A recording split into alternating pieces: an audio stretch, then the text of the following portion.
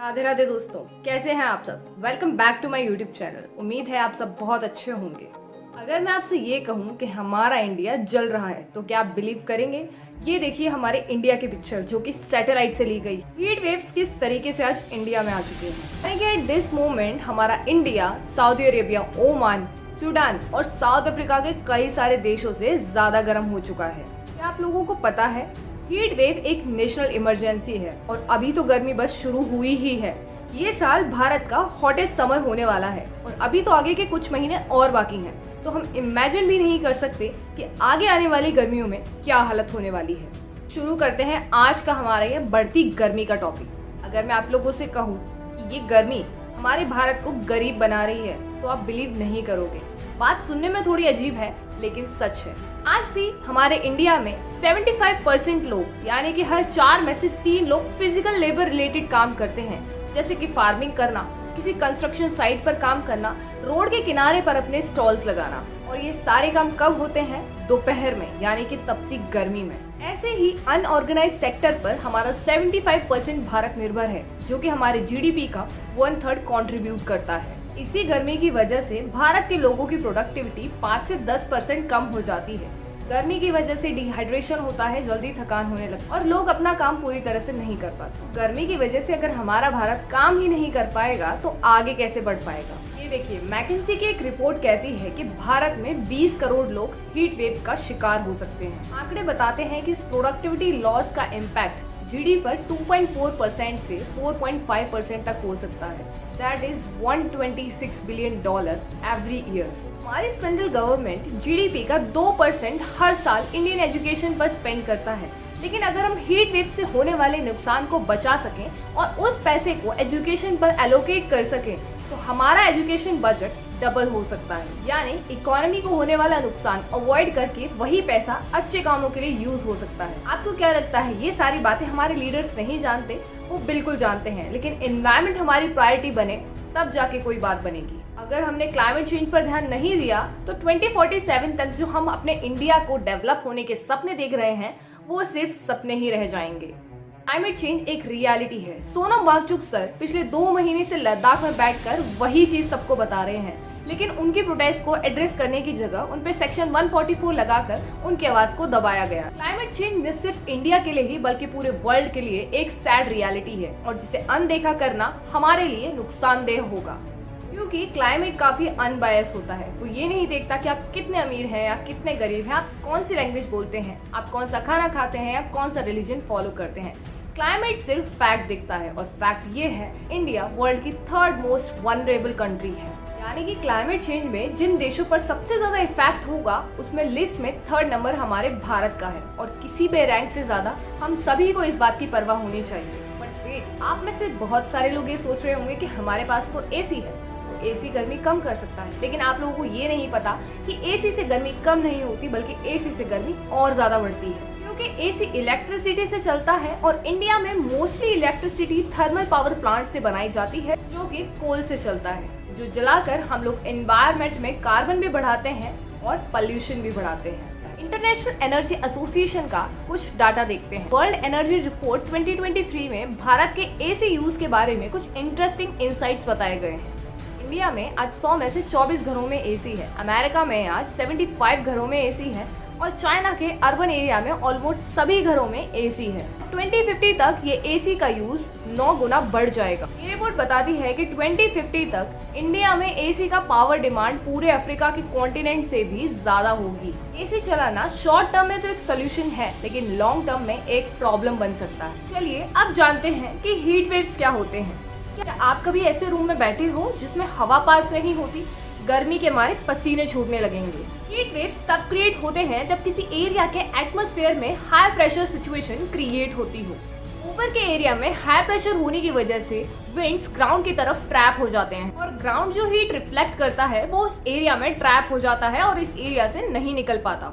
इस एरिया में विंड्स आ नहीं पाती और जो हीट है वो भी यहीं पर ट्रैप होकर रह जाती है, as like a pressure cooker. Heat wave गर्मी, सर्दी या बारिश की तरह कोई सीजन नहीं है।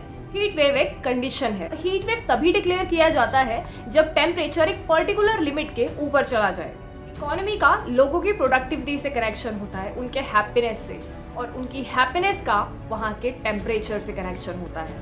क्या आपको पता है जितनी भी नॉर्डिक कंट्रीज हैं वो सारी कूल हैं और वो सभी हैप्पीनेस इंडेक्स में सबसे टॉप पर आते हैं। लेकिन क्यों?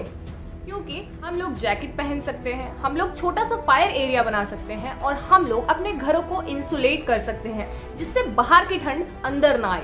लेकिन हमारे शहरों ने गर्मी से बचने का कोई परमानेंट सोल्यूशन बनाया ही नहीं। जब भारत का नाम हैप्पीनेस इंडेक्स में 146 में से 126 नंबर पर आया तो कई लोगों को बुरा लगा।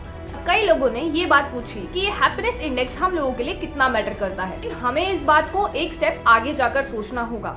हमें सोचना होगा कि कैसे इस बदलते हुए एनवायरनमेंट का असर हम लोगों के मूड पर, हमारी प्रोडक्टिविटी पर और हमारी इकोनॉमी पर पड़ रहा है। और ये सारी बातें एक दूसरे से कनेक्टेड हैं और ये बात सच है, लेकिन लोग इसको एक्सेप्ट नहीं करना चाहते। मुंबई में आपने ऐसे घर देखे होंगे जहाँ पर बहुत सारे लोग एक छत तक अफोर्ड नहीं कर पाते हैं तो वो मेटल का रूफ लगाते हैं और मुंबई के 37% घर ऐसे ही बने हुए हैं। अगर हम इस मुंबई के मैप को देखें तो जहाँ पर फॉरेस्ट एरिया है वहाँ पर टेम्परेचर सबसे कम है और जहाँ पर पेड़ सबसे कम है वहाँ पर टेम्परेचर और बढ़ते जाता है। इसे ही अर्बन हीट आइलैंड इफेक्ट कहते हैं। चलिए अब कुछ सॉल्यूशंस पर बात करते हैं। अगर हमारे इंडिया को इस बढ़ती हुई हीट या टेम्परेचर को मात देनी है तो हमें वेस्टर्न आइडियाज को ब्लाइंडली कॉपी करना बंद करना होगा। हमें वेस्टर्न साइड से जो नहीं सीखना चाहिए लोग वही परफेक्टली सीखते हैं। फॉर एग्जाम्पल न्यूयॉर्क की ये स्काईलाइन देखिए, यहाँ पर दिखती है ऊंची ऊंची कांच की बिल्डिंग्स और इन ऊंची ऊंची कांच की इमारतों को देख के लगता है कि कॉर्पोरेट सक्सेस चाहिए तो इन कांच की बिल्डिंग्स में ऑफिस होना जरूरी है। और इसी आइडिया को कॉपी करके इंडिया में भी बहुत सारी ऊंची ऊंची कांच की बिल्डिंग्स बनने लगी। ये कितना स्टूपिड है आप लोगों को पता नहीं होगा क्योंकि इंडिया ने वेदर का फैक्टर तो देखा ही नहीं। न्यूयॉर्क में एवरेज समर टेम्परेचर होता है 27 डिग्री सेल्सियस और मुंबई में 35 डिग्री सेल्सियस। यानी मुंबई ज्यादा गर्म भी है और ह्यूमिड भी है और ट्रॉपिकल भी है और वहीं न्यूयॉर्क में सर्दियों में बर्फ पड़ती है। लेकिन सवाल ये आता है कि मुंबई में कांच की बिल्डिंग होने से क्या फर्क पड़ता है? एक ही समय में दो सूरज बनते हैं। इसे ही देख लीजिए, इस कांच की बिल्डिंग से सन रिफ्लेक्ट होकर एक ही दिन में दो सन बन रहे हैं जिसकी वजह से डबल लाइट भी मिल रही है और डबल हीट भी। मुंबई जैसे शहर में जहाँ पर सिर्फ 2 ही सीजन होते हैं, एक गर्मी और दूसरा बहुत ज्यादा गर्मी, उसके बाद भी इन सारी चीजों को फॉलो करना क्या एक बेवकूफी नहीं है? आजकल इंडिया में वेस्ट को कॉपी करना एक फैशन सा बन गया है और भारत के लोग उसी वेस्ट को कॉपी कर रहे हैं जिन लोगों ने हजारों सालों पहले आकर इंडिया में बहुत सारी चीजों को बर्बाद कर दिया था, क्योंकि उनको पता था कि इंडिया के पास ऐसी अनबिलीवेबल नॉलेज है जो कि किसी भी देश को सुपीरियर बनाने के लिए इनफ है। लेकिन अगर कॉपी करना ही है तो हम सिंगापुर को कॉपी क्यों नहीं कर सकते, जिनका क्लाइमेट हमसे मेल खाता है, जिनके पास स्पेस की कमी है लेकिन फिर भी वहाँ पे बिल्डिंग्स कुछ ऐसी दिखती हैं।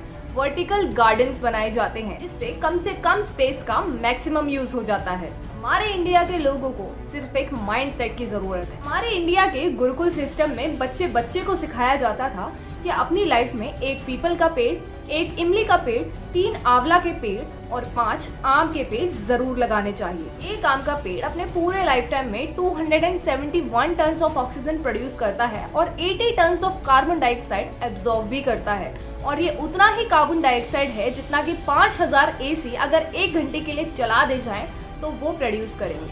हर गर्मी के सीजन में ऑलमोस्ट आप सभी लोग आम तो जरूर खाते होंगे, लेकिन क्या आप में से किसी ने भी एक आम का पौधा लगाया? ये है ईशा उपनिषद, जो कि हमें सिखाता है कि जो हमारा यूनिवर्स है वो नॉन लिविंग और लिविंग थिंग्स से बना है। उसमें जितनी भी चीजें, जितने भी रिसोर्सेज हमें प्रोवाइड कराते हैं वो सिर्फ हमारे लिए एक उधार की तरह है, हम उनके मालिक नहीं हैं।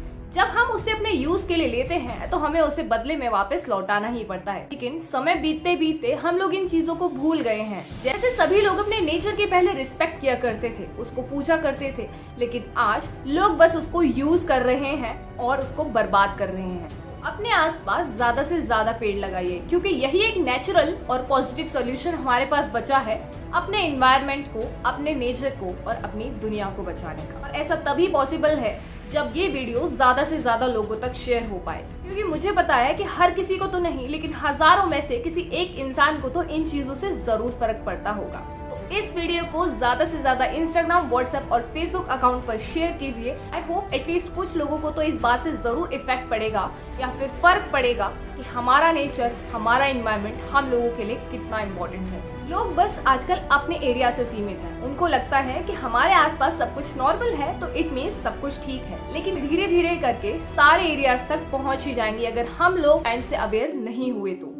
करीबन 20 साल पहले इंडिया का एवरेज टेम्परेचर 25 डिग्री सेल्सियस था और आज 20 सालों के बाद इंडिया का एवरेज टेम्परेचर 30 से लेकर 34 डिग्री सेल्सियस हो गया। अगर लोग अवेयर नहीं हुए, लोगों ने अपने आप को नहीं बदला और लोगों ने वेस्टर्न कल्चर को अपनाना नहीं छोड़ा, तो आने वाले टाइम में इजीली टेम्परेचर 50 क्रॉस कर ही जाएगा। तो अपने आसपास ज्यादा से ज्यादा पेड़ लगाइए, ग्रीनरी लाइए और अपने नेचर से प्यार करिए। तो लोगों को अवेयर करने के लिए इस वीडियो को ज्यादा से ज्यादा लोगों तक शेयर करिए। धन्यवाद।